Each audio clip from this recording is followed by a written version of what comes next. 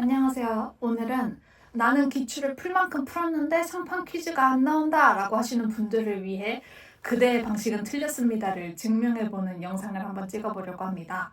일단 기출을 열심히 푸셨다는 것 자체를 비난하거나 그러면 안 된다고 얘기할 목적은 아니지만 기출만 그리고 단만 구하는 과정을 달달달 복습하셨다면 효율적이지 못한 방법으로 공부를 하신 거고, 그거는 자연스럽게 점수가 안 오르는 결과로 이루어질 수밖에 없었다라고 말씀드릴 수 있습니다.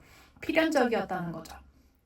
그래서 상판 기출을 어떻게 봐야 되는지에 대해서 많은 분들이 하시는 오해를 하나씩 짚어드리고 그걸 어떻게 바꿔야 되는지 수정하고 개선해 나갈 사항들에 대해서 안내해드리도록 하겠습니다. 첫 번째입니다. 일단 기출을 많이 풀자라는 식의 양치기 관점을 버리세요. 기출은 많이 풀고 말고의 문제가 아니라 무조건 다 풀어야 되는 거고 최소 3번씩은 보셔야 되는 겁니다. 이 양이 양식이라고 생각하신다면 그거는 너무 핏셋을 만만하게 보신 거고, 그 정도 양을 풀 때에도 매번 시험을 치듯이 푸는 게 아니라 문제를 풀면서 내가 이 선지는 왜 나왔고 왜 이게 답으로 갈 수 없었는지에 대한 생각을 하시면서 푸셨냐가 중요합니다. 이 과정 없이 스피드 퀴즈 풀듯이 답을 쏙쏙쏙 내는 연습만 하신다면 응용력이 떨어지죠. 그렇게 되면 이제 흔히들 말하는 기출 문제를 다 풀어서 기출에 있는 상판 퀴즈는 다 풀 수 있는데 정작 시험장에 가서는 그래서 어떻게 하라는 거야? 역시 퀴즈는 타고나야 돼. 이렇게 된다는 겁니다. 그러지 않기 위해서라도 여러분은 양치기의 기준을 갖고 접근하시면 안 되고 분석의 관점을 갖고 접근하셔야 됩니다. 두 번째 설명을 해드리도록 하겠습니다. 그러면 너가 말한 것처럼 선지를 가지고 풀어서 기출을 분석한다는 거는 도대체 뭐냐라고 했을 때 왜 답인지만 보지 마시고 왜 답이 아닌지도 보셔야 한다는 걸 강조드립니다. 답이 아닌 걸? 이라고 생각을 하신다면 이제 퀴즈에서는 선지가 5개가 나오고 그 중에 하나만 답이잖아요. 그럼 대부분의 분들이 그 하나의 답으로 가는 과정만 연습하시거든요. 근데 우리가 알아야 되는 거는 출제자들이 원하는 함정이 뭔지를 파악하는 겁니다.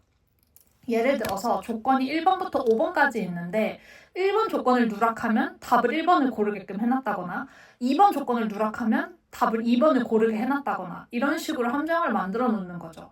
그리고 다만 동점일 때는 뭐를 우선한다라는 제한 조건을 걸어놓고 그거에 따라서 답이 갈리는 선지를 만들어 놓는다. 이런 식으로 함정을 만들어 두는 경우가 대부분입니다.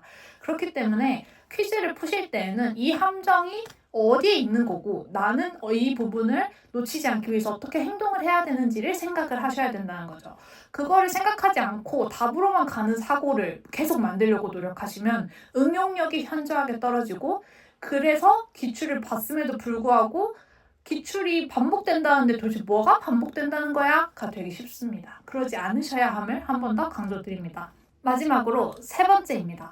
이제 그렇다면 정답이 아니라 오답을 보는 방식을 진행하셨다면 그 다음에는 내가 기출에서 어떻게 적용을 해야 되는지 하는 시작점을 연구하는 거겠죠.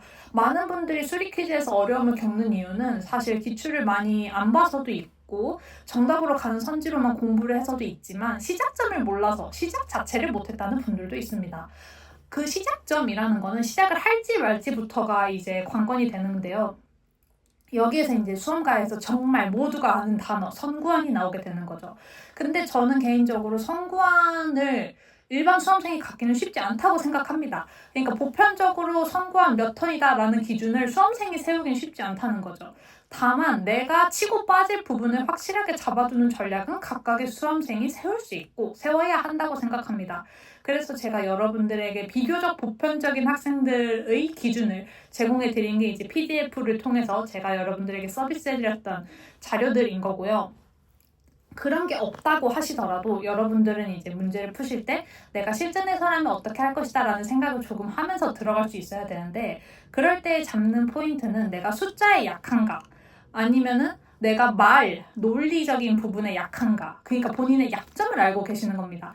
강점을 알고 있는 것도 물론 좋긴 한데 우리 대부분은 강점이 다여야 해요. 그러니까 내가 약점을 몇 개가 있는지를 알고 있는 게 낫지 내가 강한 거 한 개만 들고 간다라고 하면은 무기가 너무 적습니다. 그래서 피셋을 공부하실 때는 내가 다 강한데 이 부분은 좀 나중으로 미룬다 이런 관점으로 가셔야지 이건 강하고 이건 약하니까 약한 거 버려 이런 식으로 가시면 안 된다는 거죠. 여기에서 많이들 어려움을 겪으시고 조금 헷갈려 하시는 것 같아서 한번 설명드려 보았습니다. 오늘은 이렇게 3가지를 이유로 해서 여러분들이 어떻게 하면 상판을 좀 적용하는데 어려움을 겪지 않을 수 있는지, 그리고 상판 문제를 풀기 위해서 어떻게 해야만 하는데 여러분들은 어떻게 하고 있는지를 설명해 드리면서 점수를 올리기 위해서 하셔야 하는 공부법에 대해서 안내해 드렸습니다. 간단하게 정리해서 말씀드리자면 정답으로 가는 사고에 얽매이지 말고 오답인 이유와 그 사고 방향에 대해서도 연구를 하셔라. 근데 그 연구를 함이 진짜 내가 무슨 연구원처럼 연구를 하라는 게 아니라 이 오답은 이 조건을 놓치면 나오는 거구나. 의 정도면 충분하다. 그리고 여러분들이 학습을 하면서도 선구안을 가지시는 게 중요한데 그 선구안이라 함은 수험가에서 보통 말하는 그 몇 턴을 풀겠다라는 절대적 기준이라기보다는 내가 어떤 부분이 약하니까 공부할 때 이 부분을 보충해 놓고 실전에 가서는 이렇게 해야겠다라는 전략을 조금씩 미리 세워라. 이 이야기라고 해석해 주시면 됩니다. 오늘은 여러분들에게 상판 전체적인 부분에 대해서 이론상으로 여러분들이 어떻게 공부를 하면 좋은지에 대해서 설명을 해드렸어요. 그리고 이 부분이 어려운 분들을 위해서도 보완을 할 수 있는 프로그램을 또 준비 중에도 있고 또 그와 관련된 컨텐츠들도 계속해서 올려드릴 예정이니까요. 구독 눌러두시고 블로그 이웃 추가해두시고 제가 올려드리는 정보들 충분히 다 가져가셔서 상판이 무기가 되는 여러분이 되기를 간절히 바라봅니다. 오늘 영상도 시청해주셔서 감사합니다.